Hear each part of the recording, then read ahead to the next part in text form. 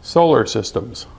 There are solar collectors or panels for heating, water heating, and generating electricity. They receive energy from the sun and turn it into a form of energy that can be used in the house.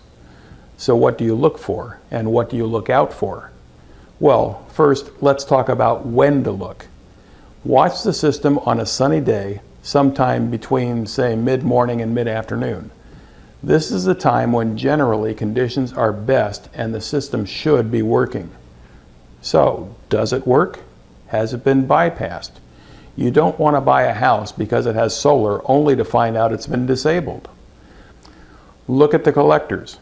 I know it sounds obvious, but they should be in full sun. Are they?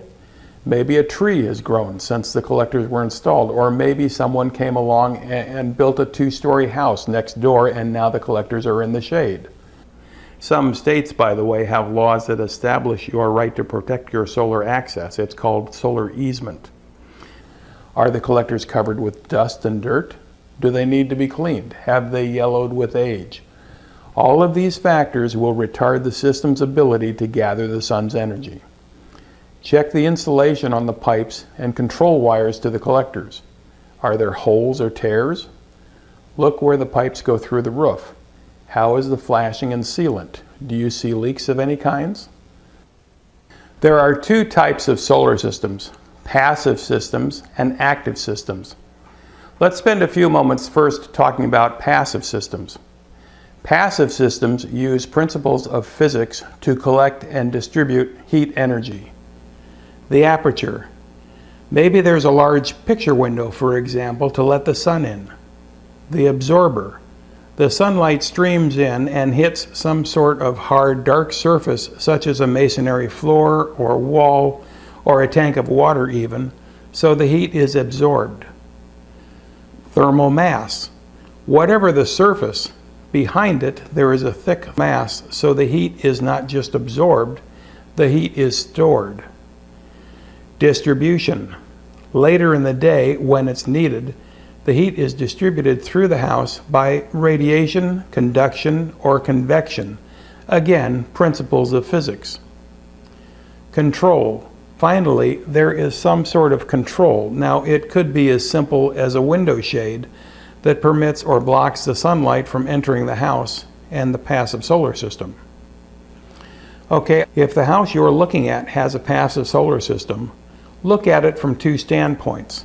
First, just how passive is it? The more passive the system, the less it costs to run. Second, size up the quality of the system. Let's go through it item by item. The aperture windows should be large and face within 30 degrees of due south. They should have good sun exposure between, say, 9 in the morning and 3 in the afternoon. Put your hand on the absorber. It should feel very warm to the touch. The hotter, the better. The thermal mass should be, well, massive. The more heat it stores, the better. We're talking thick, solid masonry, not hollow partition walls. Fans and ducts might be used to distribute the heat throughout the house. If so, turn on the fans and listen for bearing noises. Hold your hand next to the register and check the airflow. The thermostats and sensors might be used to control the system, so put the system through its paces to check them out. If you are still not sure, have a solar contractor look it over as well. Now, active solar systems use controls and circulating pumps to move water and fluids through the system. Of course, some parts of the country freeze in the winter. In those situations, water itself is not pumped to the collector. Instead, an antifreeze solution is pumped to the solar collectors, and it's the antifreeze solution that is heated. Then the fluid is pumped down and through a heat exchanger where the heat is transferred to the water to be used in the house. The fluid is then pumped back up to the solar collectors to pick up more heat.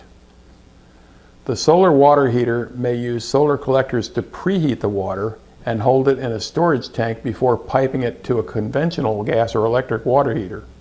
Or the storage tank may be the conventional gas or electric water heater. Do you see leaks anywhere? How is the storage tank? Any signs of rust? Solar electric is different from solar heating or solar water heating because it doesn't use the heat from the sun. It uses light, and so they are called photovoltaic or PV systems. The solar panels convert the sunlight into electric current. There are the solar panels themselves. Many solar cells are assembled into an array of panels that produce electricity. The panels work their best when they face the sun directly.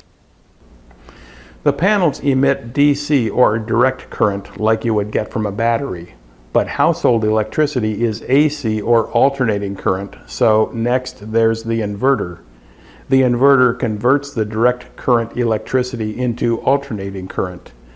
The solar inverter has a challenging job. It has to deal with widely varying voltages.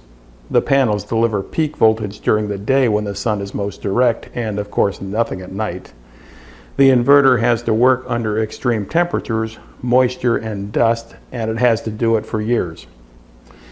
If the house is in a remote area where there is no electric utility, the excess power could be stored in batteries for later use.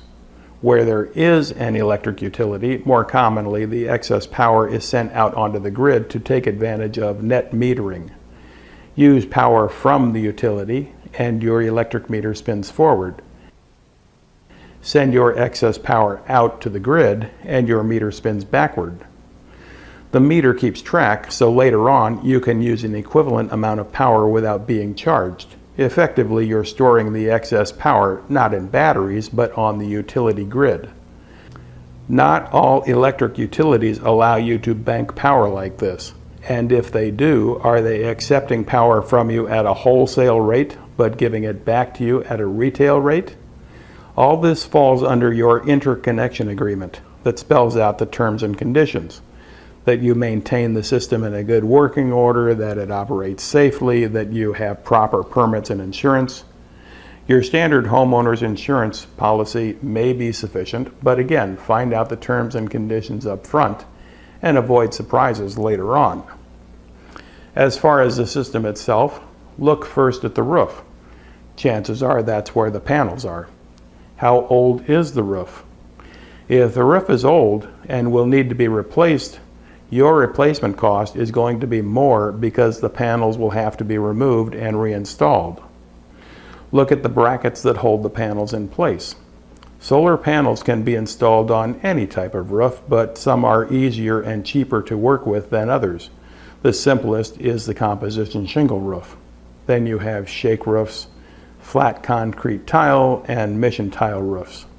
A slate roof is probably the hardest to work with. Either way, look for loose, broken, or missing brackets. Some parts of the country have high winds. You don't want panels flying off. Next, look at the paperwork.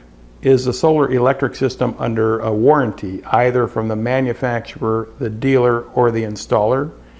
Be sure you know who is responsible for honoring any warranties on the system and what the warranty covers. Of course, a company's warranty doesn't guarantee that the company itself will remain in business. Find out who to contact if there's a problem.